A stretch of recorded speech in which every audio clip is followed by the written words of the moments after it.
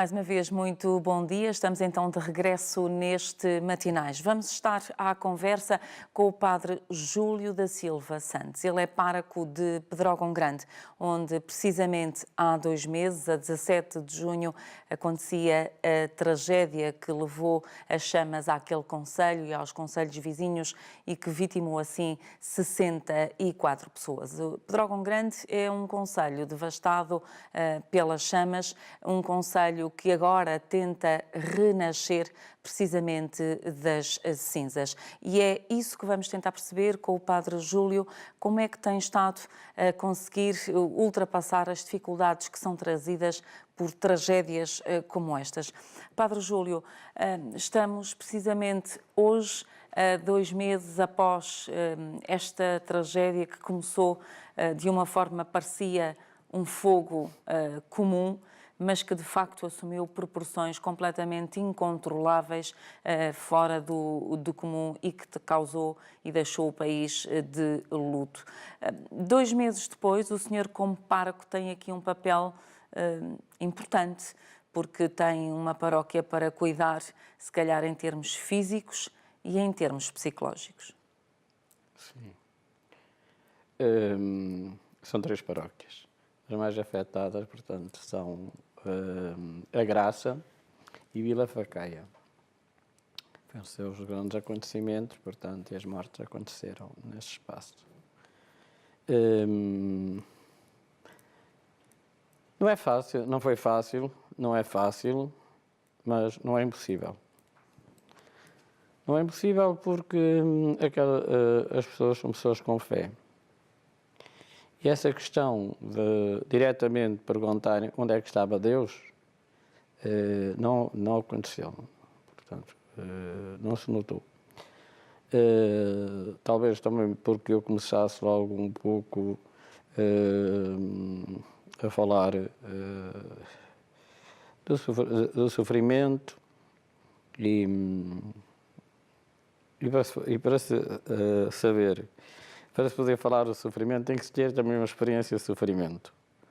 E talvez isso me ajudasse bastante, portanto, a ir ao encontro do sofrimento das pessoas. Não foi com muitas palavras, foi com a presença, o primeiro abraço. Na segunda-feira, logo que houve a oportunidade, sair para as aldeias, pisar ainda ao Brasil, quase. O serviço foi comigo, Dom Virgílio, que foi também muito bom para as pessoas mais afetadas. Agora, a preocupação era encontrar as pessoas onde, porque umas tinham desaparecido, outras tinham sido levadas para casas familiares que não estavam, outras tinham ido para o hospital e estavam assim, foi um bocadinho difícil. Quanto à aproximação, foi fácil. Fácil no aspecto de me aproximar das pessoas, porque eu tenho uma boa relação, muito boa, com os meus paroquianos. E a primeira coisa que eu lhe transmiti, ou que Deus lhe transmitiu, não sei, nós temos reações,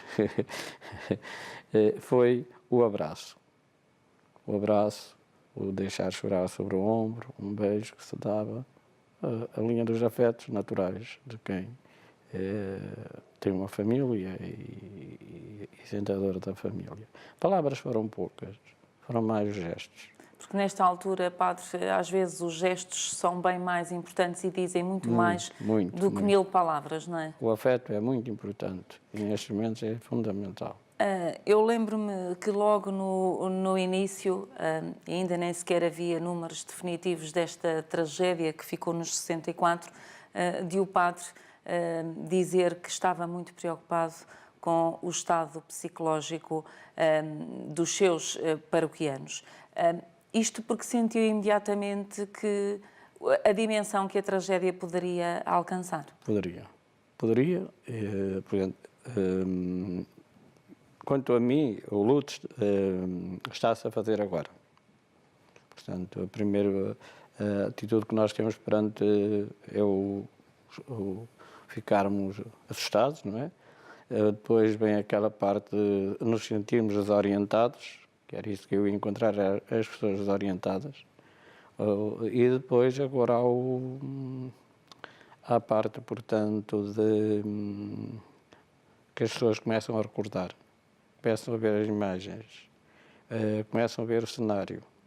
Eu recordo um jovem que ia voluntariamente para um café, deve ter os seus 16 anos, porque os pais iam para o trabalho e ele estava ali e não conseguia estar em casa. E, portanto, nós temos que ter também em conta isso. É engraçado,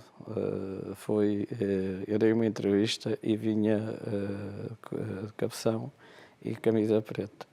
E as pessoas dizem, Sr. Padre, não vá de camisa preta. Já que transmite a esperança, já que transmite a alegria, já que nos convida, portanto, a olharmos para o futuro. E se renascer das cinzas, não é o termo que eu gosto muito. As pessoas renascem em si mesmas. As pessoas têm que isso na renascer. sua população, Padre? Sim, nesse campo, portanto, fazer as pessoas renascerem em si mesmo. Claro que há a palavra, mas depois também há o gesto, há a parte caritativa, porque a palavra pregar a estômagos vazios não vale a pena, não é? Mas isto nasce espontaneamente de quem gosta dos meus paroquianos, quem sabe as dificuldades deles e já está também a ver para ver o que virá do futuro.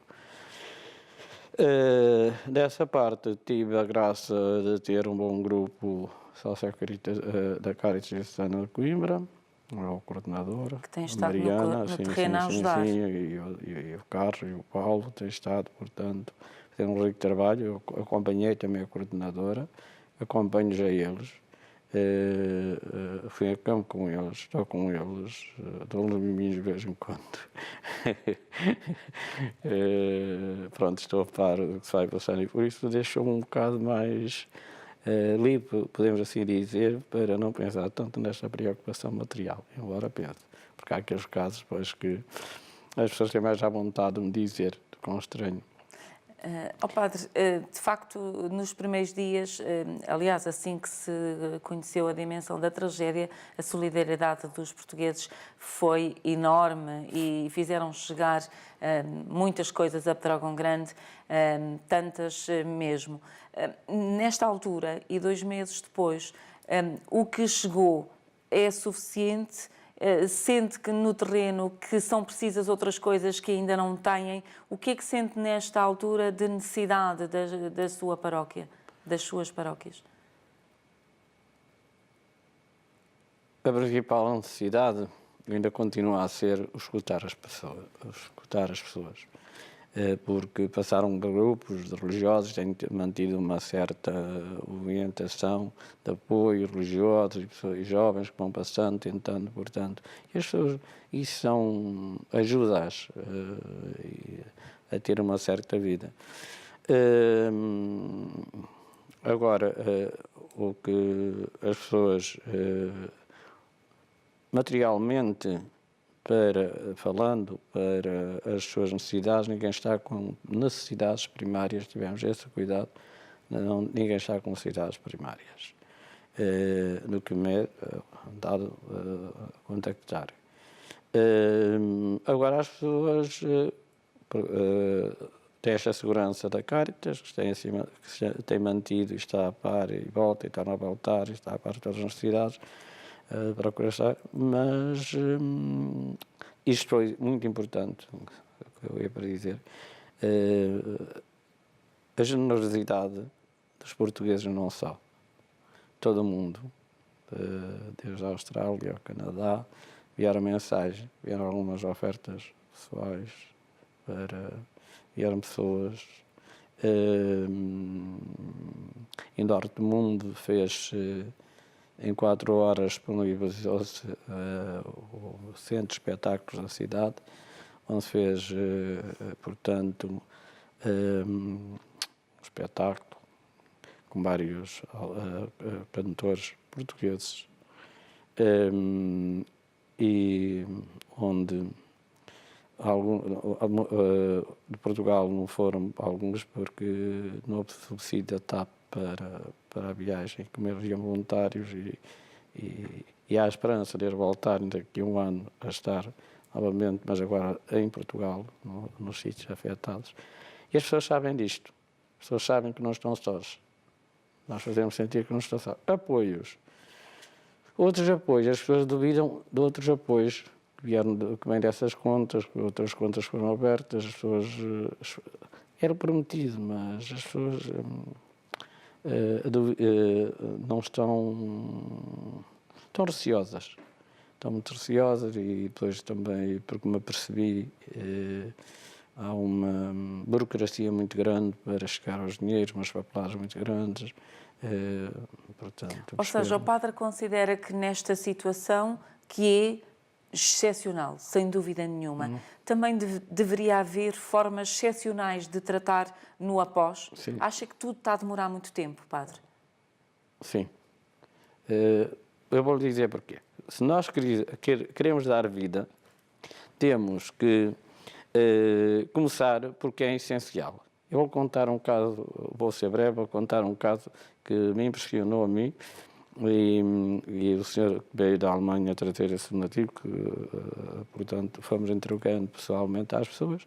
Primeiro passámos, vimos as pessoas, e depois vinha a sair de um café, mas e chegou um senhor a pé de nós e diz: olha, sei que não ia dar uma ajuda, se me dessem alguma coisa, queria regar a horta e ardeu-me a mangueira, para uns metros de mangueira. E eu pergunto-lhe, então, a brincar com ele um bocadinho, mas só lhe ardeu a mangueira. Então, também me ardeu o motor. Então, para regar, para dar vida à terra, precisa das duas coisas. Então, também me ardeu o trator, mas o trator é o secundário. E o torno, me entretinha um torno. Então, nós comecei assim a brincar um bocadinho com ele, depois demos 250 euros. O meu colega, o meu amigo da Alemanha, trazia o seu envelope e eu dei-lhe mais algum, pronto. Daquele que confiam e me entregam para estes casos. O senhor começou a chorar. Ontem ontem recebeu um trator. Depois nós criámos uma onda de solidariedade de amigos, que é que funciona melhor, e a qual eles contam, e fomos cobrir alguém, portanto, a senhora desmaiou. Portanto, nós temos que, se não aproveitamos, penso que os responsáveis neste setor, se não aproveitam esta vontade que a pessoa ainda tem de fazer, o que vier depois já pode vir um bocadinho tarde. Porque é que pode acontecer? Pode acontecer que a malta que produz, as pessoas que produzem, portanto, jovens, casais que pediram dinheiros e os bancos têm juros para receber, montaram-os, e nós temos estado a preocupar-nos com isso. Temos centro para que eles possam pagar as suas letras. Tem havido diversas reuniões com elementos do governo, com elementos de todas as entidades, por assim dizer, envolvidas nesta questão, e o padre tem assistido a algumas? Não. Ou não tem? Tem sido convidado ou não como um elemento-chave também naquelas paróquias? E o feedback dessas reuniões, chega-lhe ou não, padre? Porque para perceber se sente que de facto estão a ser tomadas medidas ou não para cuidar da sua população. Não me chega. Nem sequer foi dar uma grande abertura à Cáritas, quando ela quis atuar em terreno. Até a própria Cruz Vermelha desapareceu de repente e vieram lá ter comigo a GNR de Figueiró dos Vinhos, assim com o cabo, por causa de... O que é que eu tinha contra a Cruz Vermelha? Eu nem sequer tinha visto a Cruz Vermelha ali. ondas que, portanto, tentam afastar um pouco a ação da Igreja, porque a ação da Igreja neste momento sinto que está a espicaçar, podemos assim dizer. Pelo facto do exemplo que o padre deu aqui, de que dentro daquilo que é os seus conhecimentos e da solidariedade que sabe que é mais próxima vai ajudando, Sim, sim. isso não está a cair bem? Isso, o que está mais, isso está a cair, não está, pode, Está a cair bem a quem é ajudada, mas a quem está do lado das outras entidades não está a ser bem visto. É isso, padre? Sim. Dá-me ideia e tal. Pronto, há ali qualquer coisa que não funciona bem. Para a Cáritas atuar na Castanheira e atuar em Pedrógão Grande, há alguma interrogação que a gente tem, atua, mas não começar envolvida no processo. Sente que a Cáritas está a atuar, mas que não a deixam atuar com a envolvência que deveria ser? É isso? Bom, agora vão deixando, devem dar uma envolvência, já cederam, referenciaram as casas, pronto. Também não havia outra alternativa, penso eu, que a nossa força era muito. Como é que sente a questão de que a Cáritas assumiu então a reconstrução de 40 casas, que tem a convicção que as consiga entregar até ao final do ano? Padre, também sente que isso é possível? Sim. É pena que não tenham sido entregues já há mais tempo. E vão ser entregues, eu garanto que vão ser entregues mobiladas como deve ser. Tudo de novo. Porque eu tenho várias referências de pessoas que têm dinheiros, querem oferecer, comprarem eletrodomésticos, boas marcas, é o que eles dizem.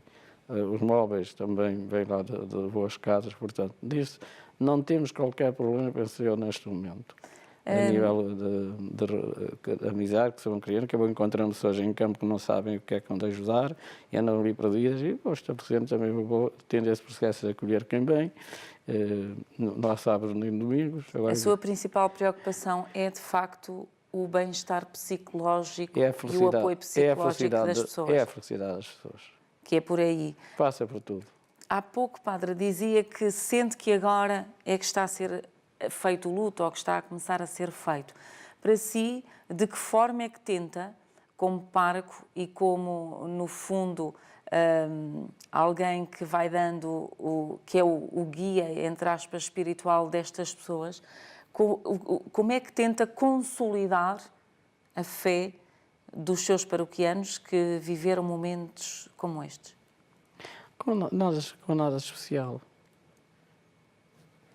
É estar. A nossa presença, a nossa palavra, pôr as pessoas com depressão um bocadinho a rir, tentar, portanto, ultrapassar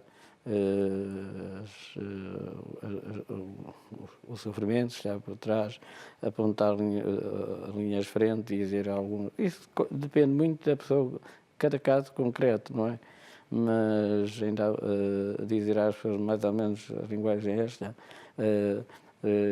vocês perante esta situação que aconteceu podem ter posto esta questão, onde é que estava Deus? E depois explico, onde é que estava Deus quando Jesus Cristo era maltratado, quando Jesus Cristo foi condenado à morte, quando Jesus Cristo morreu na cruz, onde é que estava Deus? Estava a sofrer com ele. Portanto, Deus sofre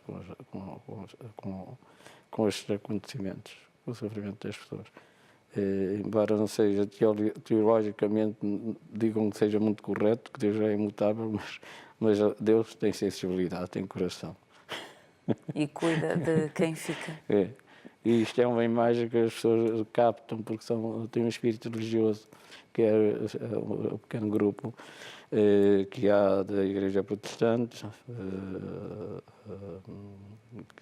com os quais temos uma boa relação, pentecostal. Portanto, há isto. Portanto, é só isto dizer às pessoas. Padre, dentro daquilo que são as organizações da sua paróquia, da Igreja, dos serviços que a Igreja presta, há pouco falava que, por exemplo, aquele jovem não ficava em casa e estava a fazer trabalho voluntário num café porque não conseguia ficar sozinho. De alguma forma, pode ter alguns serviços onde as pessoas que agora isto começa por assim dizer, os holofotes já se apagaram, já Não, fecharam? não apagaram, não. Pode ter algum apoio nesse sentido para A as nível da pessoas? igreja não se apagaram. Exatamente, por isso mesmo. Existe algum serviço que acho que pode ser um apoio para as pessoas? Olha, não tem nada que fazer, mas nós temos aqui este sítio onde pode vir e estar Sim, às e vezes, ser acompanhado. E não só, eu faço referência, houve um jovem que eu não conhecia, assim, e foi a casa dele, já direto, a coordenadora da Caritas já tinha ido, eu fui com ela, e depois ele chamou o filho estava a ficar, estava em férias, mas seria para ficar sem emprego. E depois eu dei-lhe um abraço, e no dia seguinte em que lá vai novamente a coordenadora, diz assim: não, eu agradeço tudo, precisamos de tudo, mas aquele abraço, Sr. Padre, nunca mais vou esquecer. Isto diz muito, diz tudo. Isso vale mais do que tudo o resto, não é, Padre? Padre, A gente fica está cansado, mas chegava ao final do dia cansado, estourado, até emocionalmente do resto da manhã, mas ao mesmo tempo feliz e estava tranquilo na cama. Nunca me senti tão padre como neste momento. Padre, vai retemperando as suas forças em Cristo? Sim, é o que eu agora estava a fazer, só interrompi para vir aqui estar convosco nesta entrevista, porque estou a tentar fazer. Eu preciso muito de silêncio. Preciso muito Porque é no silêncio que escutamos Deus. Mesmo perante os acontecimentos, que eu nunca me deitava sem meia hora antes deitar me sentar no sofá, fazer silêncio e declarar. Estamos nos segundinhos finais, Padre. Quer deixar uma mensagem lá para casa?